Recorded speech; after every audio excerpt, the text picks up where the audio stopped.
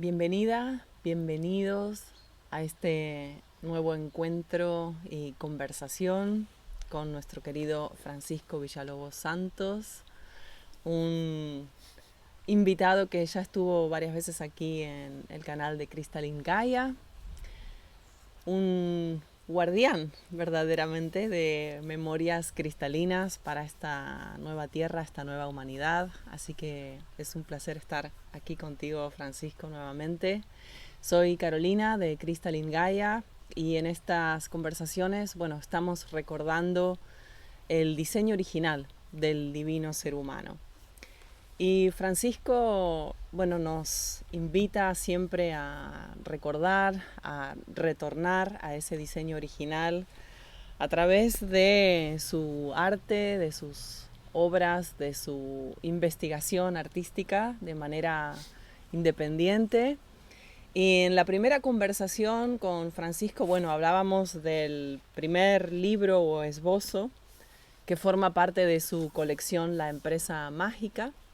Y hoy lo que nos reunifica y nos convoca a esta conversación y a esta transmisión con ustedes también es su segunda obra dentro de la empresa mágica, que es El pueblo invisible que mora en las alas del infinito. Vaya título, vaya título, Pueblo invisible que mora en las alas del infinito.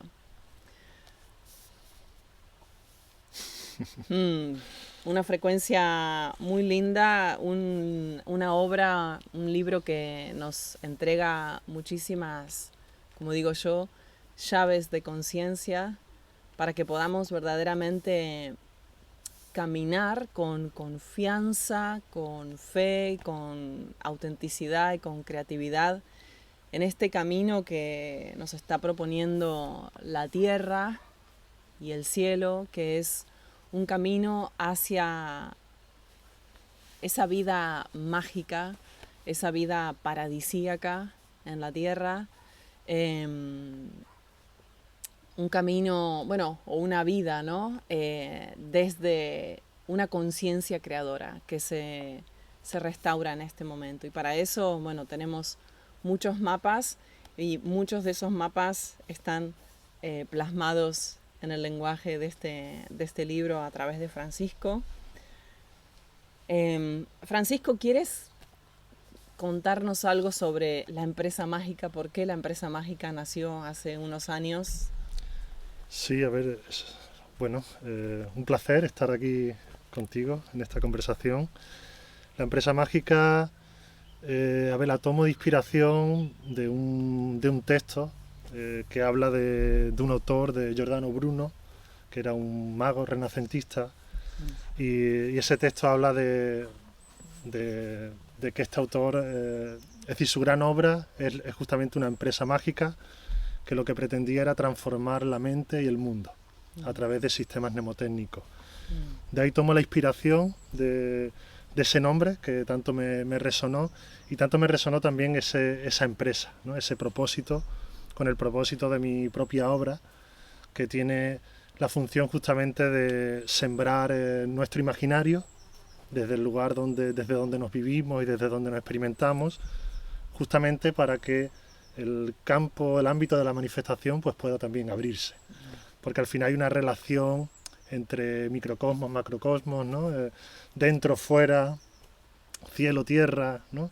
Entonces, la medida en que nuestro imaginario, nuestro relato, nuestros referentes, ¿no? Los símbolos desde los que leemos el mundo, ¿no? Si eso se amplifica, si eso se enriquece, si eso se abre, el campo de nuestra sensibilidad inmediata, pues también se abre.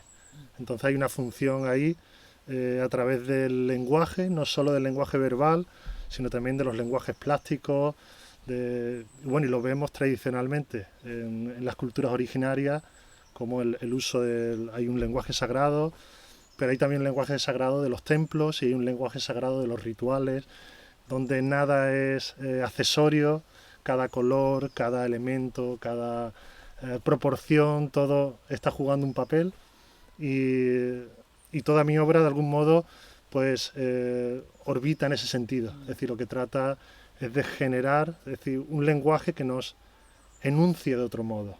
Es decir, tratar de conectar con una experiencia, expresarme desde esa experiencia y que esa experiencia, al expresarse, al irrumpir en esta realidad, pues dilate y amplifique la realidad desde la que nos experimentamos, ¿no? La realidad que estamos viviendo. Qué bien. Bellísima propósito.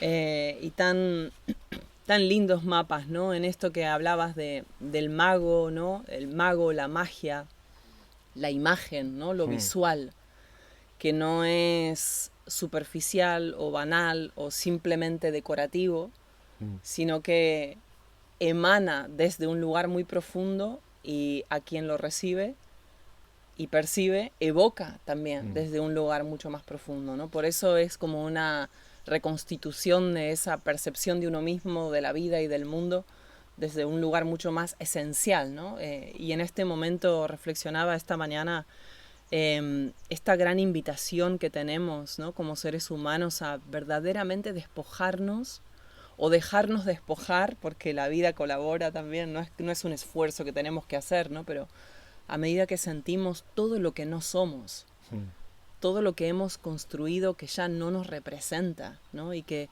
con cuántos, ¿no? Hemos estado conversando aquí en el canal y en los talleres, ¿no? De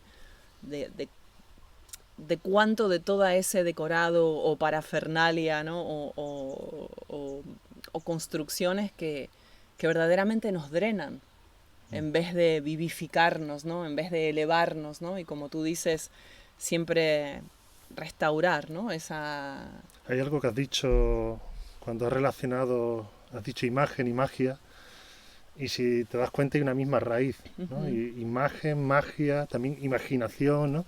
Son palabras que tienen una misma raíz. Y es que para nosotros, para el mundo moderno, por el uso que tenemos una noción de imagen como algo que, bueno, eso que vemos ahí en el móvil, ¿no? Y vamos consumiendo imágenes, ¿no? Pero en el mundo antiguo una imagen era algo que se contemplaba internamente. Es decir, la imagen es aquello desde lo que uno se vive. No es algo que está afuera, sino es algo desde donde se percibe, ¿no?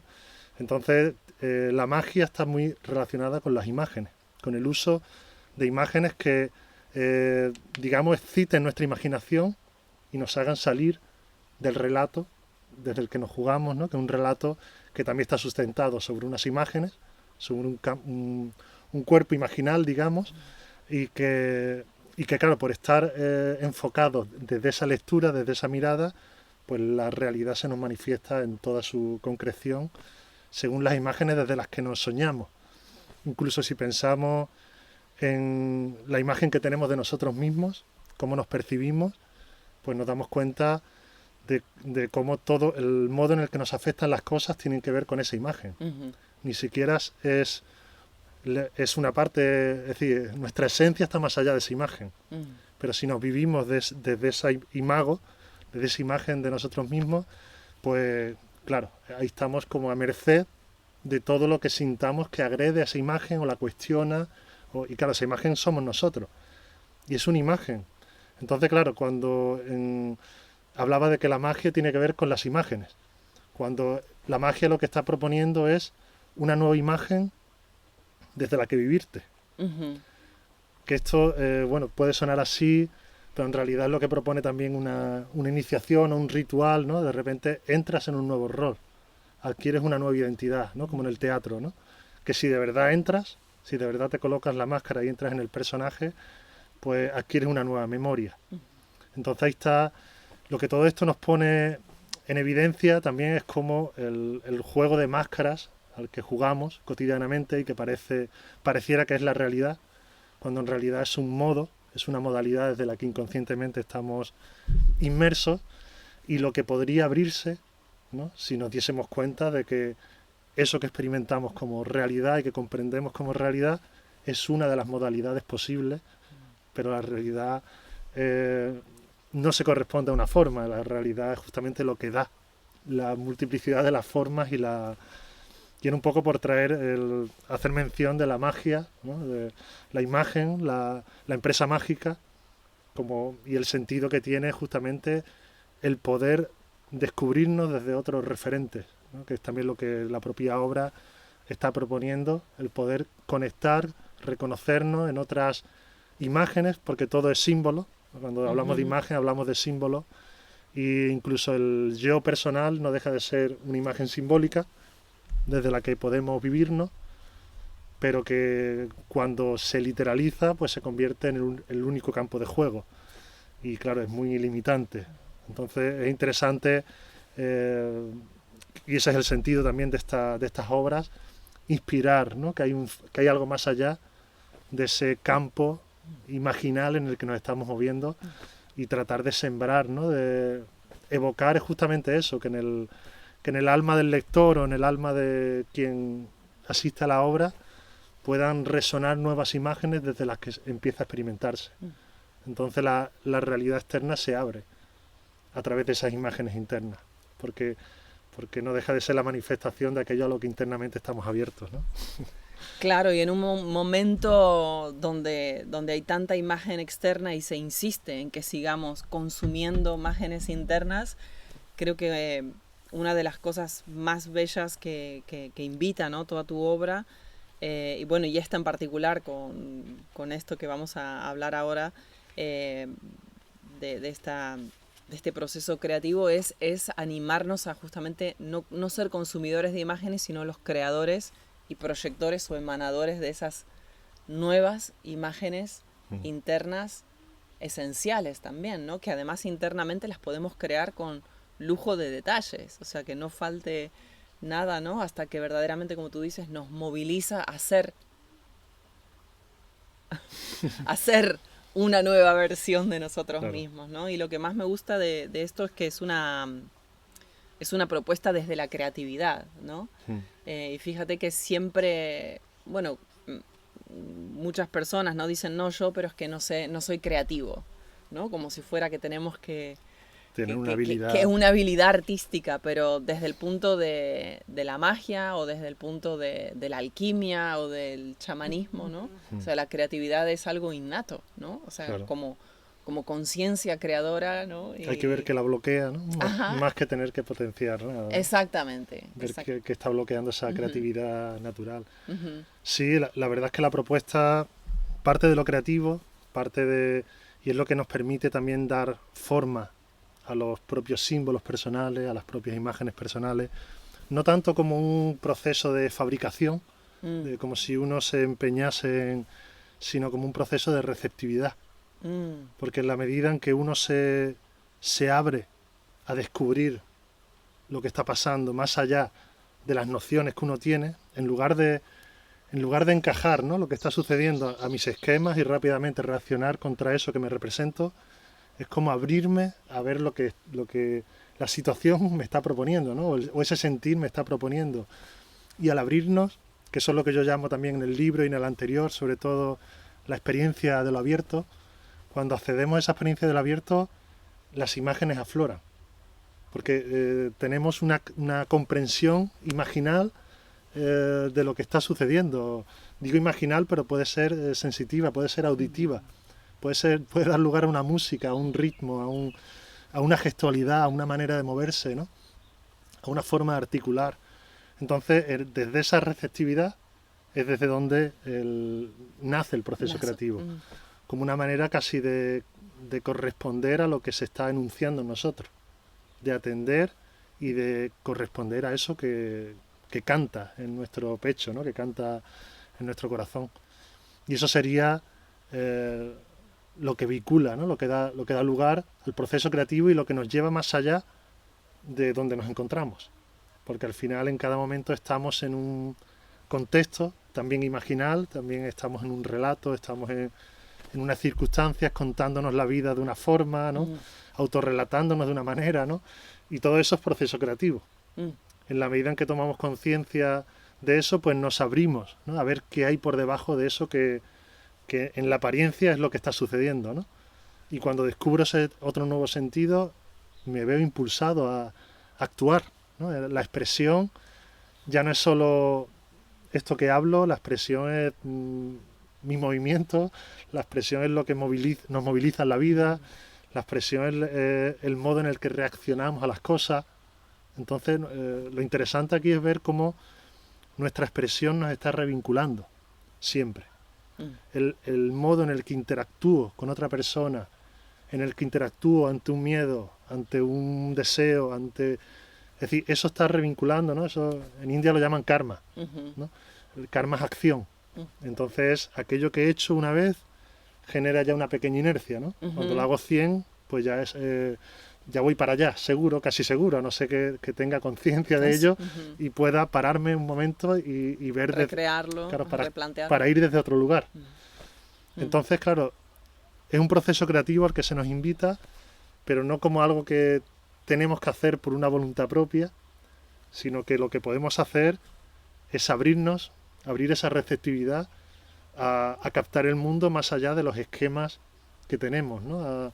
A si hay una situación que nos molesta, ver qué hay más allá, ¿no? de la situación problemática, porque al final es un campo de lectura y ver qué hay de fondo, ¿no? Entonces puedo encontrar algo que me haga situarme en otro lugar desde donde esa situación problemática se desvanece y lo que se abre es una posibilidad, por ejemplo, ¿no? Entonces es hablar de la actividad creativa, ya no solo vinculada a lo artístico, que también, porque lo artístico no deja de ser el símbolo de lo creativo, cuando pensamos en la creación de en alguien cantando, en una composición musical, en pintar una obra, es un símbolo de lo creativo, pero ese símbolo de lo creativo nos está evocando al instante en el que estamos en todo momento, el instante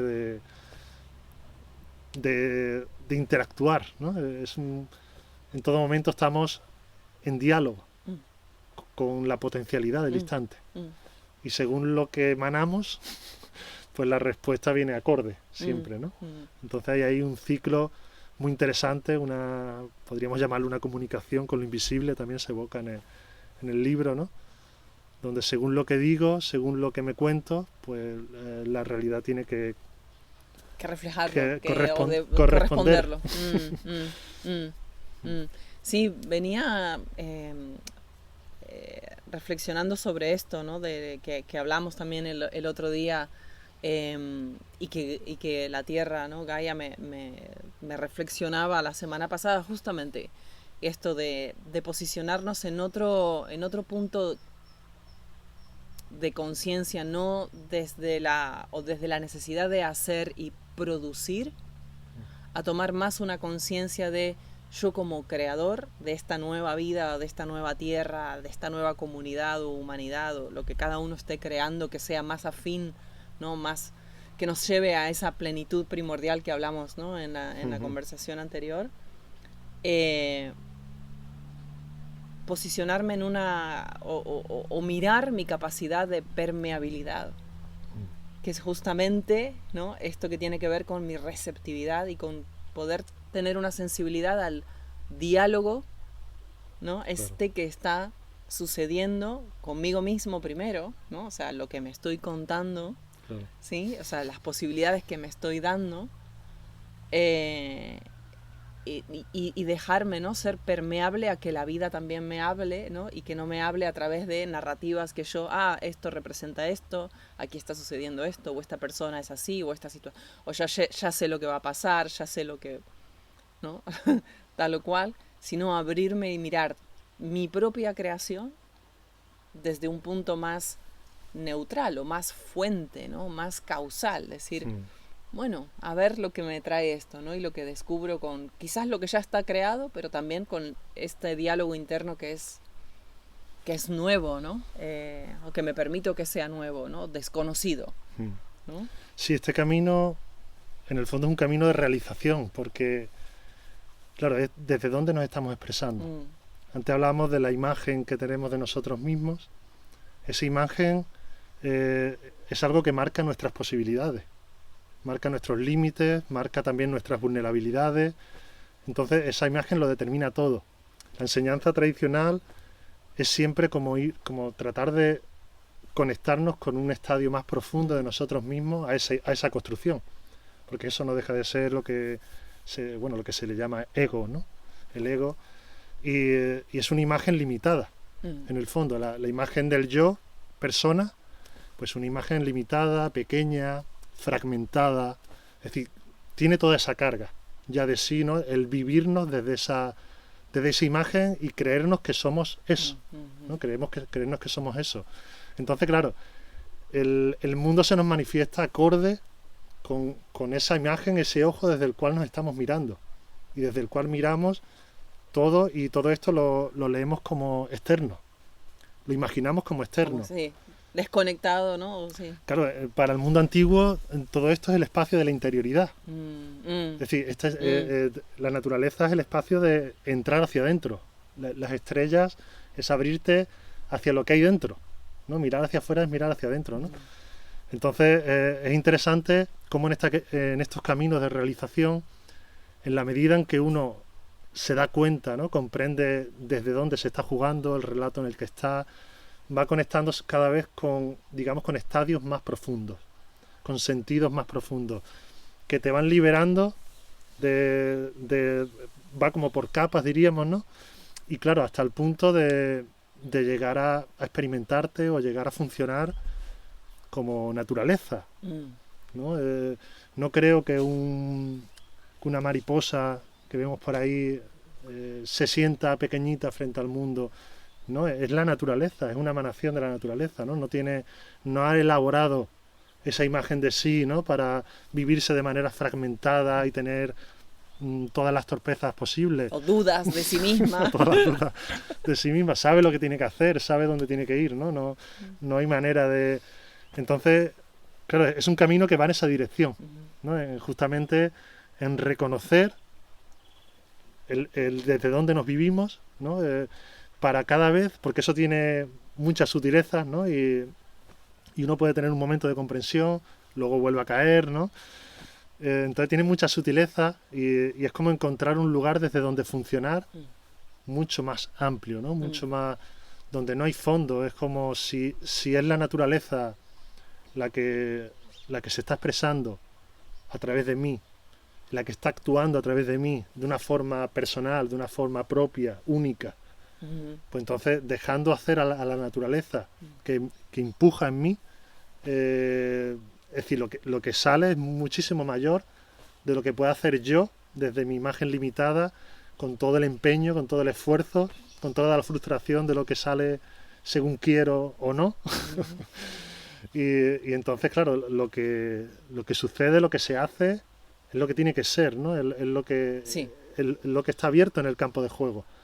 Entonces lo que se manifiesta es con lo que jugamos, es con lo que no hay nada que rechazar ni nada que desear mejor que eso, sino que es un impulso inmediato, ¿no? Es un impulso, bueno, el impulso de una flor a abrirse, el impulso de un pájaro a volar, ¿no? O de una abeja a ir a polinizar o ir a la flor, ¿no? Es ese impulso inmediato, que es un gozo inmediato y es una experiencia también de completitud, como decía el libro anterior, ¿no? Esbozos para residir en la plenitud primordial. Es encontrar esa disposición esencial desde donde poder ser, que esa disposición esencial no tiene imagen. Exacto. Aunque puede ser simbolizada, y es interesante que sea simbolizada, ¿no? Y se ha simbolizado en las culturas de muchas formas, ¿no? La luz es uno de los símbolos primordiales, pero también es el originario, es la noche, es la plenitud de los comienzos, es el manantial. Es decir, hay una serie de imágenes simbólicas a través de las cuales como que es la estrella, ¿no? Nuestra estrella. Son todas esas imágenes a través de las cuales como que conectamos con algo, con una realidad verdaderamente profunda, y que es algo que no podemos racionalizar. Sí, porque lo que hablábamos antes es como una propuesta un poco disruptiva, ¿no? Tú mencionaste, ¿no? Subversiva, pero o sea, viene verdaderamente a quebrar un montón de percepciones, de patrones y de sí, de configuraciones, ¿no?, que tenemos, que son tan limitantes, porque una de las cosas que yo me quedé con tu libro anterior es, ¿no?, esa plenitud de saber que esa estrella que soy o esa luz que soy siempre se emana de una nueva versión. O sea, me quedé como reflexionando mucho en quién estoy siendo en este momento, no quién soy, ¿no? O esa afirmación de yo soy tal o cual. Por más que parezca que el yo soy es como muy elevado, pero en realidad también puede fragmentarme en un momento, pero si yo me posiciono más que en partícula, en una onda creativa, siempre estoy siendo.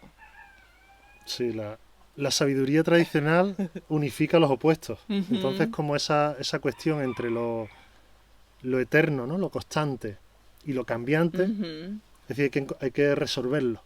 Porque esa dualidad, ¿no?, de que una cosa es lo que permanece y otra cosa es lo que cambia, pues es propia de la mente que llamarían ordinaria, ¿no? Sí, de la o mente dual, sí. dual todavía, ¿no?, que está todavía en ese plano de lectura. Ajá. Pero a un nivel más esencial y en relación a lo que tú estás diciendo, se ve en el chivaísmo, entre los tantricas también, entre los sufis, ¿no?, es esta idea de que me vivo desde la esencia, es decir, la unidad está presente, porque la unidad es la estrella polar, es como si no me quiero perder en este mar, tengo que saber dónde está la estrella polar para saber en qué dirección voy, ¿no?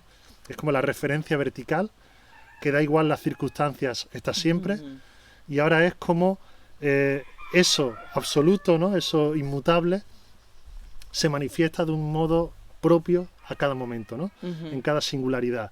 Entonces no es un rechazo a lo cambiante, a lo pasajero, sino es que lo pasajero nos invita en cada matiz a redescubrir lo absoluto, ¿no? Es como si cada momento temporal, cada momento pasajero, nos invitase a conectar y a redescubrir el instante eterno, ¿no?, desde cada disfraz, desde cada ropaje, ¿no?, desde cada forma con que se viste, ¿no? Porque también es el medio de la propia experiencia. Si nos quedásemos solo con el principio unitario, sería como una abstracción pura, ¿no?, y estaría como desconectado, ¿no?, Sin embargo, aquí es como ese principio es la referencia, es como la estrella polar que no se mueve de sitio y que nos otorga el eje para que no nos perdamos, desde la cual adentrarnos en cada forma, adentrarnos en cada experiencia, en toda su integridad, en toda su profundidad, pero totalmente lúcidos, ¿no? Gracias a esa orientación. Y en tu libro nos entregas un mapa, o bueno, sí, un mapa, ¿no? Como una práctica secreta. Una práctica secreta, que es una práctica de la magia, ¿no? De la magia. La práctica secreta está vinculada al proceso creativo, está vinculada sobre todo al proceso creativo entendido como este vivir diario, pero está vinculada al proceso creativo cuando se da en un estadio profundo, digamos, de conciencia. Es decir, cuando salimos justamente de estar atrapados en la apariencia de las cosas y estamos ya en esa apertura receptiva. Es decir, ahí es donde empieza todo lo que se dice ahí, en esa introducción, que es una introducción larga, ¿no? Es un pequeño ensayo introductorio sobre la práctica secreta. A lo que nos está evocando es a una disposición especial desde la cual se va dando ese proceso de realización, esa transformación, que en las tradiciones iniciáticas se le llama también el proceso hermenéutico, ¿no? Es como el proceso hermenéutico es la lectura del texto cósmico en el que yo estoy, que claro, tiene que ver con tu imaginario, como decíamos antes, ¿no?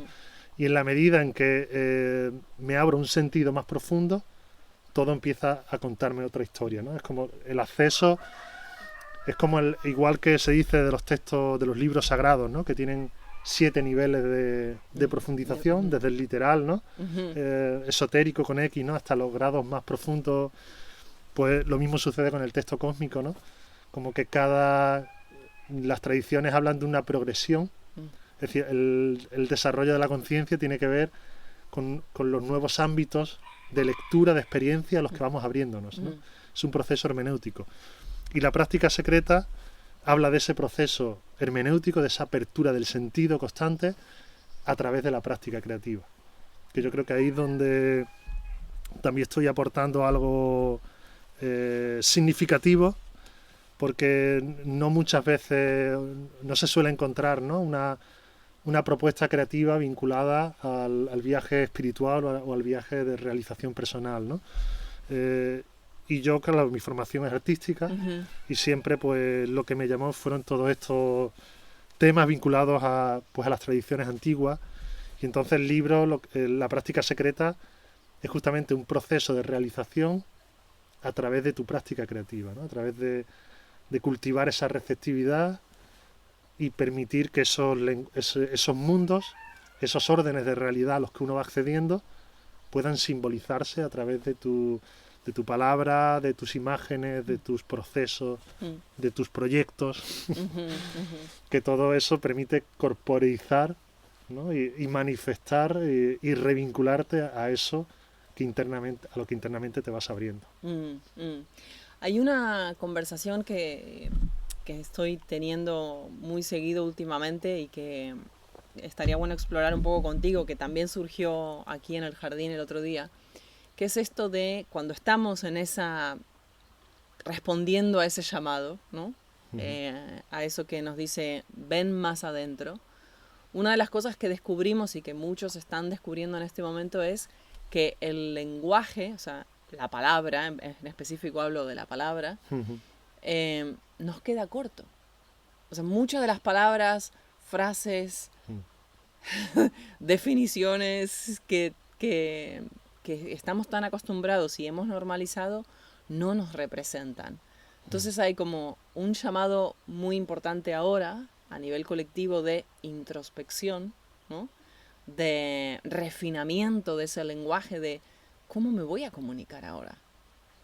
O sea, como hay algo que sucede en el proceso de alquimia interna, ¿no?, cuando uno se adentra a este viaje iniciático, esta carga emocional o magnética de los eventos, de las narrativas, va perdiendo fuerza. Ya yo puedo hablar de mí o puedo hablar de situaciones o de cosas, pero ha perdido la substancia y necesita una nueva definición o una nueva substancia o resignificarse, ¿no?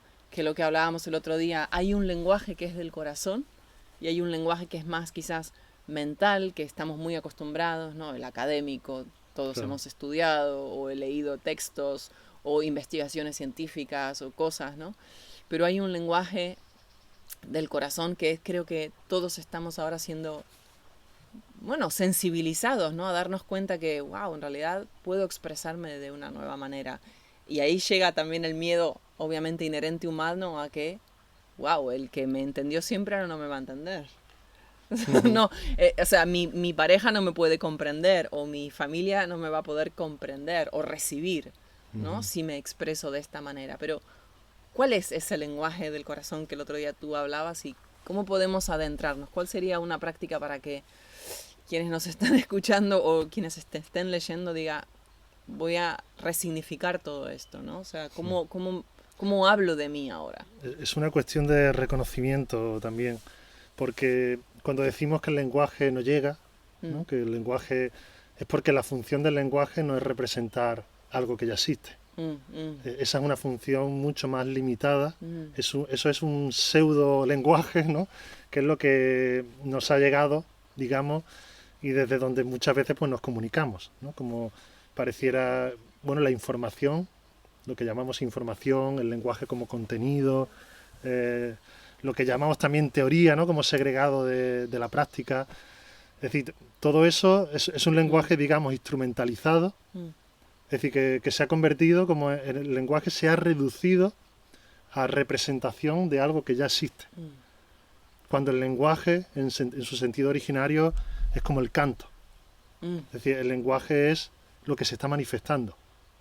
Hablamos nos retraemos, ¿no? Es decir, cuando hacemos silencio, es como si el mundo calla, ¿no? Como si disolviésemos el mundo, ¿no?, disolviésemos la forma. Ese es el sentido del silencio, que va hacia adentro. Pero cuando desde ese silencio encuentro la palabra que me prende, la palabra que sale, ¿no?, no es una palabra que está intentando transmitir un significado. Es una palabra a través de la cual se está manifestando una realidad. Esa es de nuevo la palabra simbólica, ¿no? Una palabra mucho más cercana quizá a lo que el caso de la música nos puede ayudar a entenderlo, ¿no? ¿Qué significa, ¿no? Cuando oímos una música que nos toca o nos conmueve, ¿no? Que está pasando. Entonces, no es que signifique, es que directamente está irrumpiendo algo. Entonces, ese lenguaje del corazón sería un lenguaje restablecido en su sentido originario, ¿no? Que es un lenguaje que funciona como el canto, ¿no? Como la danza, como la manifestación de la naturaleza. Entonces es un lenguaje que directamente está generando realidad. Es la palabra que hace alma, la palabra que hace mundo, la palabra generadora, ¿no? No es la palabra que trata de representar algo que ya existe. Eso es una función. O definir, ¿no? O definir algo que... Porque, explicar. claro, definir es poner fin, si lo pensamos, ¿no? Que a veces hay que acotar cuando queremos profundizar. Si yo quiero profundizar en este fragmento de realidad, pues tengo que definir para decir estoy en esto. En esto, sí. ¿no? Y no allí, ¿no? O en cualquier lado. Entonces la definición tiene su sentido, ¿no? De concreción.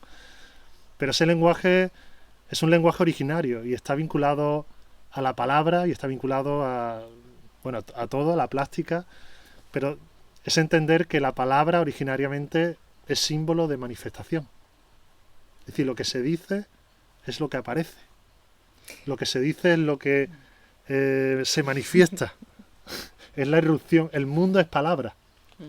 El mundo que yo experimento en este momento es lo que se está enunciando en mi experiencia. ¿no? Por mi imaginario, por mi historia, por mi tal. Es la palabra en la que estoy reverberando. ¿no? Conectar con una palabra más profunda es conectar con un orden de realidad más profundo. Y es expresarme desde un lugar más profundo también. Y respondiendo a lo que me decías, ¿no? Cómo piensa que... Es decir, cómo vamos a nuestra realidad cotidiana con ese nuevo lenguaje. Al final ese nuevo lenguaje no es que sea... no son palabras que tenemos nuevos ahí que van a resultar extraños a los demás. Ese nuevo lenguaje es un nuevo modo de ser.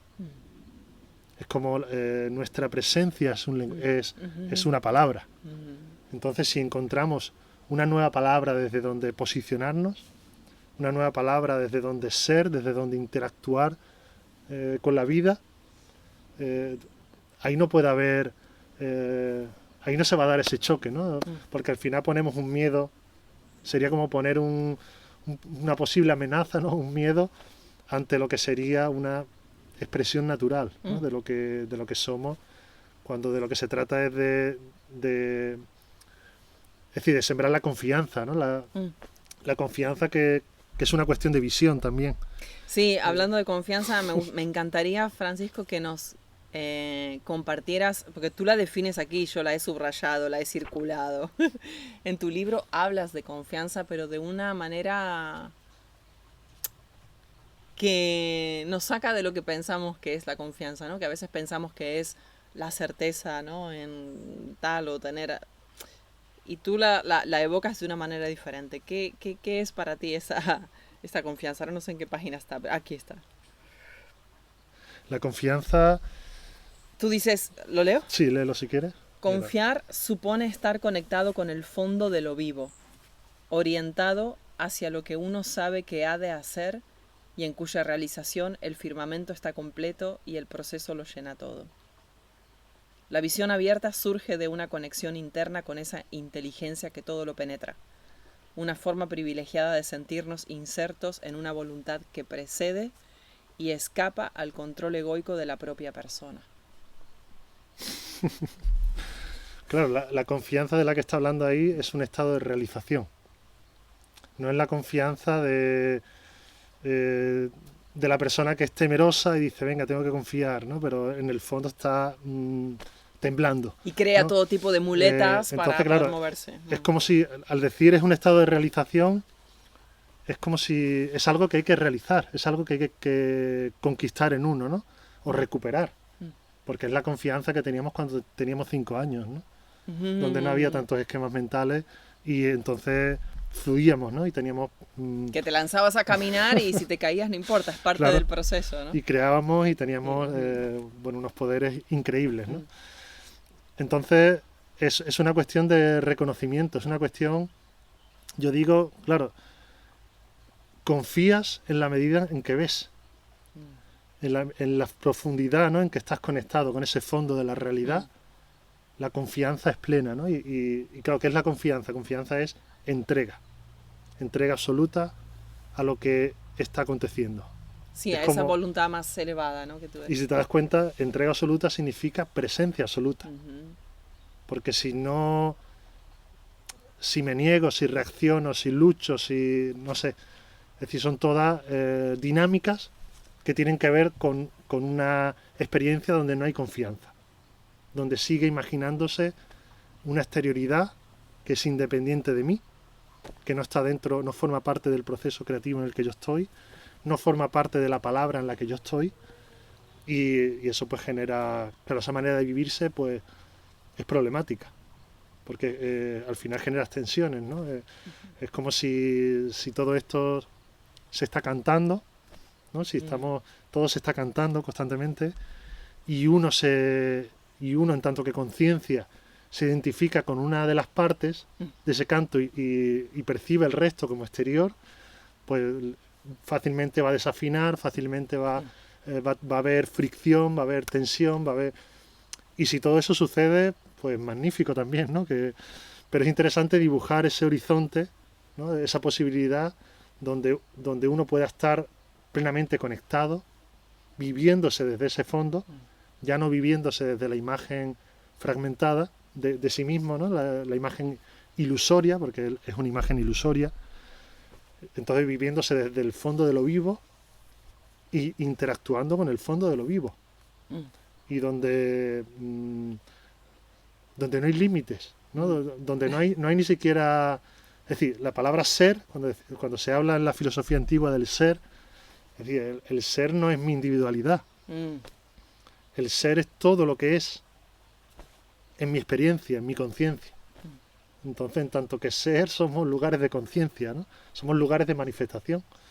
Entonces, todo, si yo lucho con lo que se está manifestando en mi ser, pues, bueno, es una probabilidad bastante frecuente y por eso las tradiciones antiguas, pues a través de los símbolos, a través de es decir, de la transmisión iniciática, ¿no? Pues han tratado como de restaurar esa condición originaria que tiene que ver justamente con conectar con ese fondo más allá de esa construcción personal, individualizada.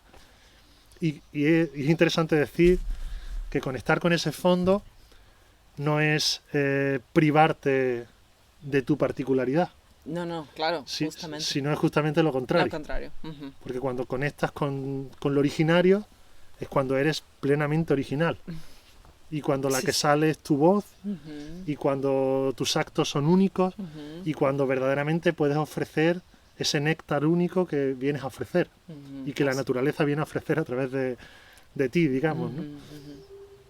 Sí, me venía una imagen muy hermosa que es, tú hablas de la música, ¿no? Hablábamos del lenguaje, de cómo podemos, o sea, qué pasaría si nos posicionamos en ser compositores de nuestra propia vida, ¿no? De nuestra propia música, ¿no? Porque al final somos música, somos sonido, ¿no? Y aquí, ¿no? En esta unidad que formamos parte, o bueno, la idea es que todo sea armónico, ¿no? Y que podamos incluirnos nuestra propia nota, nuestra propia frecuencia en esa, de manera armónica en todo eso, ¿no?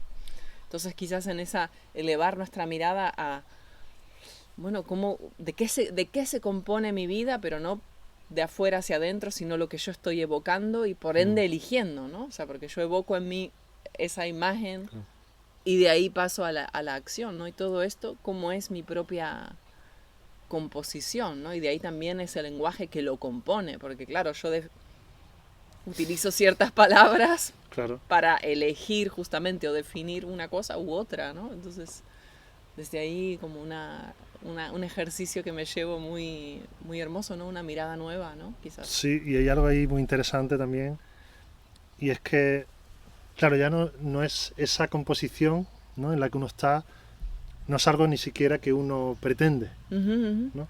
Porque justamente lo que genera esas fricciones es la pretensión, porque la pretensión ya nace desde una idea que uno se forma de sí o de lo que idealmente tendría que ser, sino que esta confianza de la que hablamos, esta receptividad, puede llegar a estadios mucho más profundos, donde en realidad es la vida misma la que genera, digamos, tu mejor versión. Como que si vas con el propósito de construir en una dirección, como un empeño personal, pues va a haber un momento en que eso se caiga, ¿no? y se te revele que por ahí no va la cosa, ¿no? Pero sin embargo, cuando uno responde de manera también espontánea a lo que te mueve, a lo que te impulsa, porque la brújula está dentro. La brújula, simplemente ver las situaciones que nos prenden, que nos encienden, ¿no?, que nos colocan en otra energía. Ahí entendemos cuando estamos en el propósito, en el cauce, digamos, sí, de la naturaleza, sí, ¿no? natural. Entonces ahí es donde es cuando actuamos de manera virtuosa, cuando estamos en nuestra potencialidad, cuando no hay esfuerzo y sin embargo el rendimiento es 10 veces más que cuando hay mucho esfuerzo. Entonces encontrar esa disposición, porque también el tema de, claro, crear la realidad nos lleva a la cuestión del creador, ¿no? Y nos puede llevar a la cuestión de muchos creadores creando su realidad, y de nuevo ahí aparecen los egos, ¿no? Como que cada uno tiene como su sueño, pero ese es el sueño del mundo, o ese es un sueño pequeñito y muy limitado, desde el capricho, ¿no? o desde lo que desde una posición muy pequeña y fragmentada puedes llegar a sentir qué es lo que quieres, ¿no? Y qué es lo que te gustaría manifestar. Entonces, como siempre entiendo que hay que cultivar esa receptividad, como que es justamente además, si lo vemos a nivel simbólico, es esa disposición del principio femenino, receptiva, que permite que la realidad entre y que la realidad fecunde y dé el fruto, ¿no?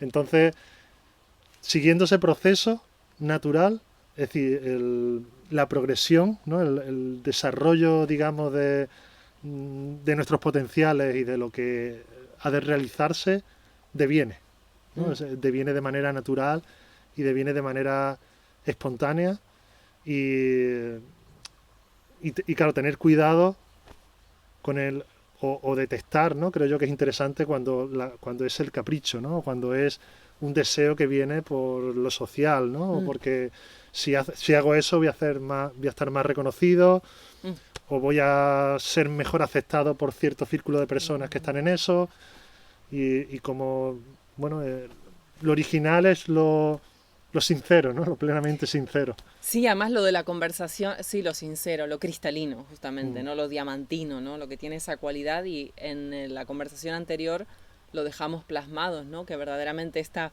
plenitud primordial de la que tú hablas en el otro libro es justamente mi capacidad de decantar todo eso de lo cual me he llenado, ¿no? O sea, en esa receptividad que tú estás evocando, me lleno tanto de esta creación, o de este sonido, o de este lenguaje, o de esta luz, que no queda otra que ahora emanarlo, ¿no? O sea, compartirlo. Claro. Y de ahí está ese gozo, ¿no? Ese gozo o esa plenitud de saberme que estoy siendo canal, finalmente estoy siendo ese canal creador en nombre de lo divino, ¿no? En nombre de esa luz, de esa naturaleza. Caminar y relacionarnos desde ese fondo. Ajá. Porque esa plenitud no es una meta, ¿no? Sino exacto. Como decíamos, es inagotable, ¿no? Además, porque no es algo a alcanzar. Claro, es el lugar desde donde empezar a funcionar exacto, de otro modo. Exacto. Y es el inicio de un camino de descubrimiento, ¿no? No se trata de llegar ya al estadio definitivo. Es decir, porque esa es también otra de las trampas, ¿no? Cuando creamos que hemos llegado, ahí nos quedamos atrapados hasta que hasta que nos volvamos a abrir y a hacer receptivos a que hay algo más. Tú lo dices en el nombre, ¿no? O sea, en las alas del infinito, ¿no? O sea, siempre que hay un objetivo o algo a alcanzar es finito. Claro. Y el título del libro está evocando esa identidad, justamente.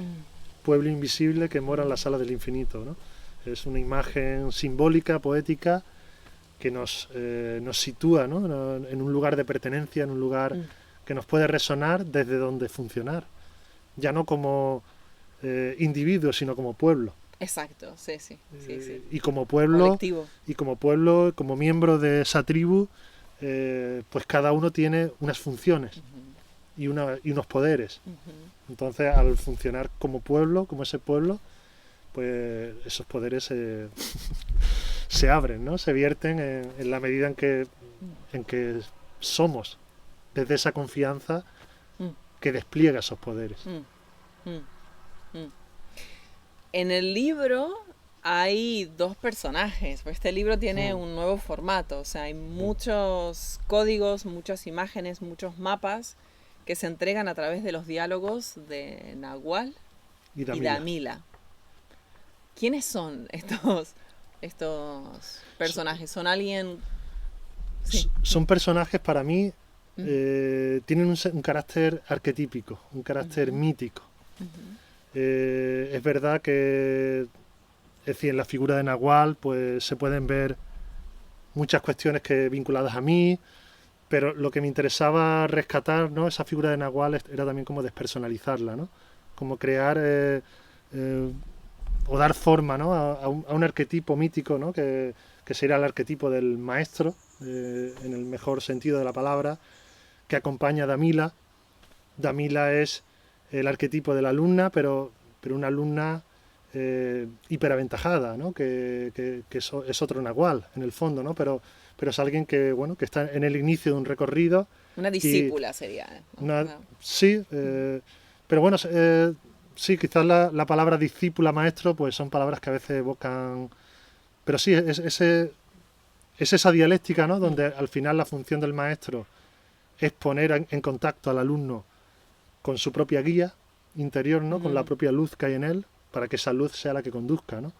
El maestro no le va a decir, bueno, como sucede en India también, ¿no? El maestro no te va a decir lo que hacer, ¿no? El maestro está ahí para ponerte en contacto con tu guía, es la manifestación externa de la guía hasta que la guía interior esté completamente despierta. Entonces, lo interesante del libro es que en ese diálogo de estos dos personajes, los diálogos acontecen en 3 partes y a su vez en una serie de capítulos, pero básicamente es una tarde, la primera parte, una noche, donde acontecen una serie de transformaciones, y una mañana, ¿no?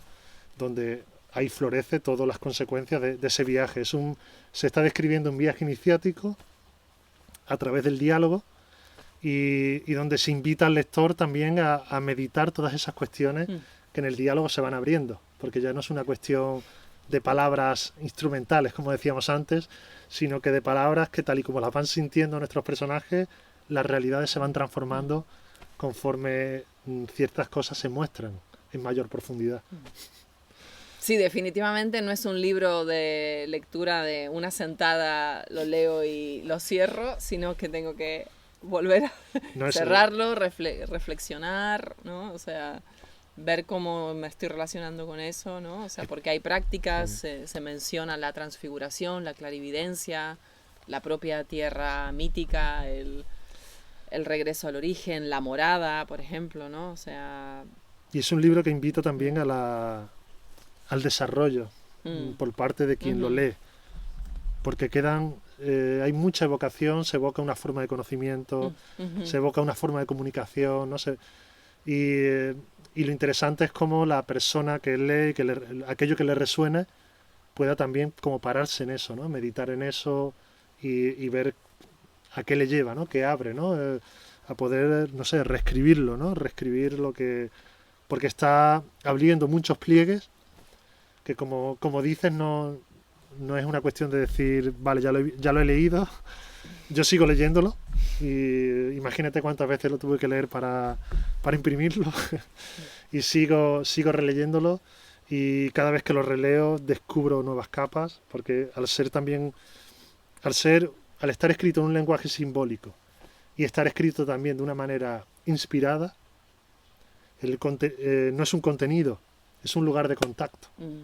Entonces yo cuando llego a ciertos pasajes es como que vuelvo a entrar en contacto, ¿no? No es ¿qué significa esto? No, es que esas imágenes, esas palabras me vuelven a poner en contacto con una dimensión de las cosas. Entonces, en ese sentido es inagotable, porque es como mirar, ¿no? A través de unos ojos, ¿no? Pues con que mires una vez, vale, has mirado una vez, pero se te olvidará. Pero pero en función de cuanto más mires a través de esa mirada, pues más realidad se abre, y más de eso se abre en ti también, ¿no? Y en tu mundo.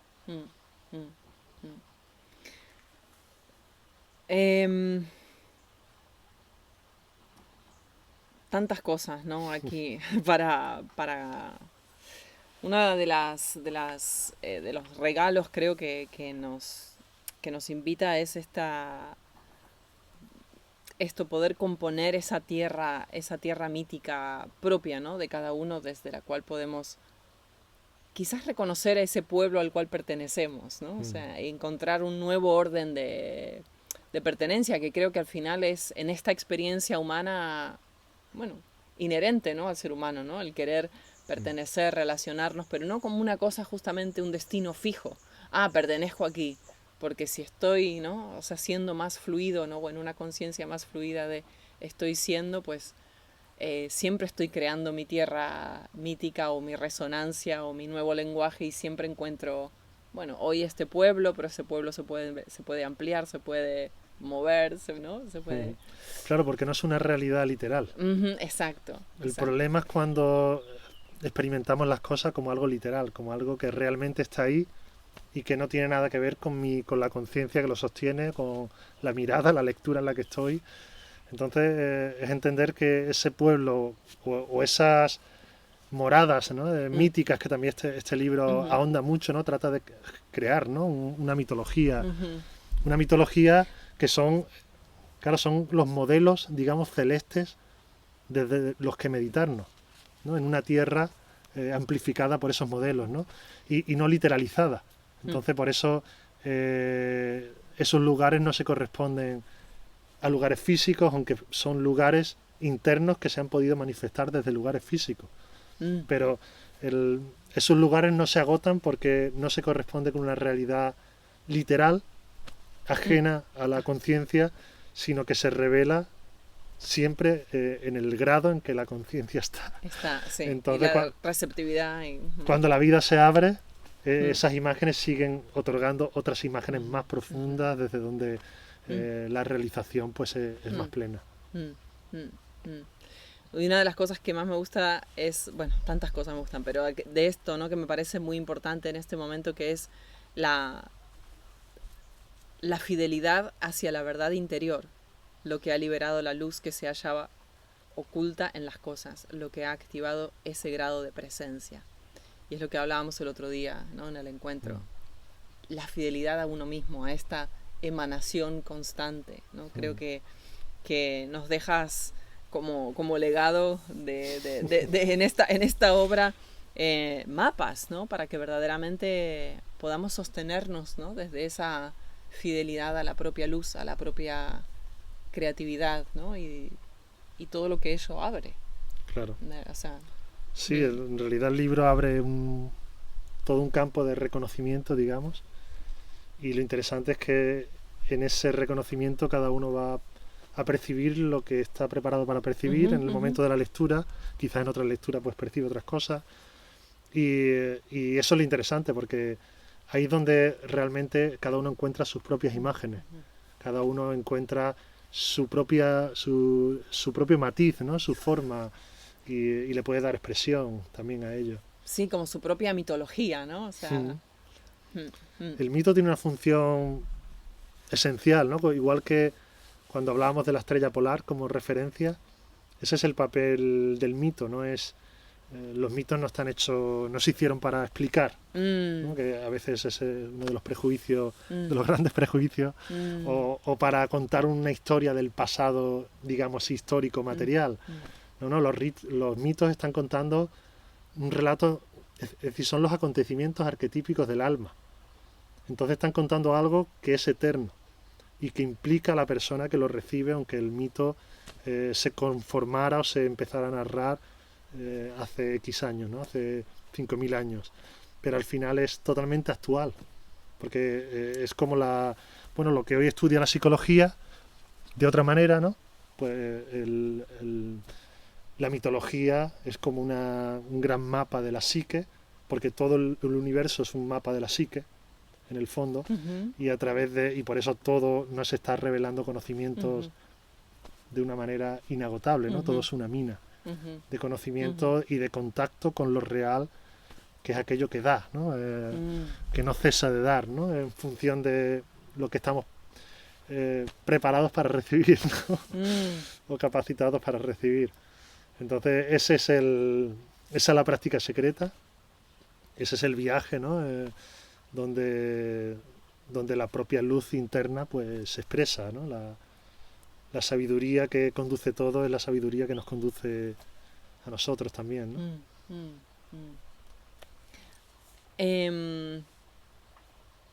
Algo que no hayas mencionado que quieras dejarnos como cierre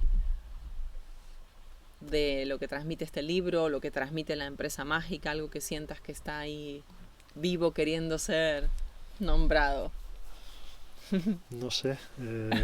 Además de todo lo que ya nos compartiste, porque bueno. Bueno, podríamos abrir muchas cosas, pero bueno, creo que hemos hecho un buen abordaje por ahora. Sí, a ver lo que deviene, ¿no? Francisco, tú estás, otorgando ahora, abriendo el espacio para talleres creativos, de expresión creativa, justamente que apoyan y acompañan, ¿no? A quienes estamos explorándonos en esa tierra mítica personal. Y lo has lanzado en un formato online. ¿Quieres mencionarlo?